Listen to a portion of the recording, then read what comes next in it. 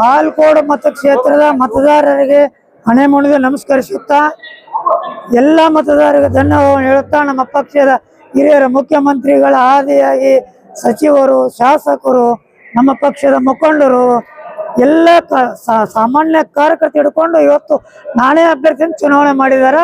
ಹೀಗಾಗಿ highest lead Congress ಗೆಲುವು ಆಗಿದೆ. ಒಂದ್ ಕಡೆ ತಮ್ಮ ಆಪ್ತರು ಸಿಎಂ ಅವರು ಕೂಡ ಅಖಾಡ ಕಳೆದ್ರು, ಸತೀಶ್ ಜಾರಕಿಹೊಳಿ ಅವರು ಬಂದ್ರು, ತಿಮ್ಮಾಪುರ ಅವರು ಇಡೀ ಸಚಿವ ಸಂಪುಟ ತಮ್ಮ ಬೆನ್ನಿಗೆ ನಿಂತು ತಂದೆಯನ್ನ ಕಳ್ಕೊಂಡ ಸಂದರ್ಭದಲ್ಲಿ ತಪ್ಪಟಿ ಸರ್ ನಡ್ಕೊಂಡು ಪ್ರತಿಯೊಬ್ಬ ಸ್ಥಳೀಯ ನಾಯಕರು ಕೂಡ ತಮ್ಮ ಬೆನ್ನಿಗೆ ನಿಂತು ಏನ್ ಹೇಳ್ತಾರೆ?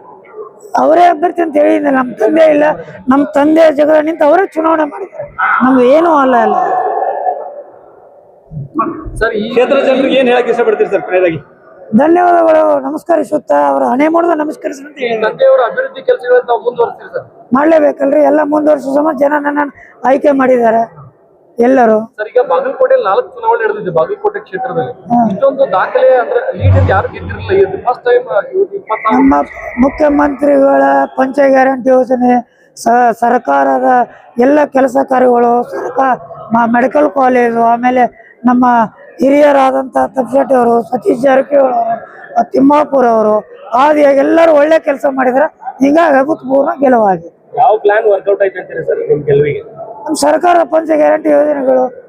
ಸರ್, ನಗರ ಭಾಗದಲ್ಲಿ ಸಾಕಷ್ಟು ಬಿಜೆಪಿ ಮತಗಳು ಬರ್ತಾ ಇದ್ವು. ಈ ಸಾರಿ ಕಾಂಗ್ರೆಸ್ಗೆ ಹೆಚ್ಚು ಮತಗಳು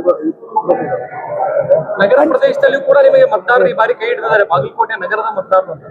ಹೌದು, ಅದಕ್ಕೆ ಹಣೆ ಮುಣಿದು ನಮಸ್ಕರಿಸುತ್ತೇನೆ ಅಂತ ಹೇಳಿ ಎಲ್ಲ ಮತದಾರಗಳು. ಕ್ಷೇತ್ರದ ಬಗ್ಗೆ ಕನಸು ಸರ್?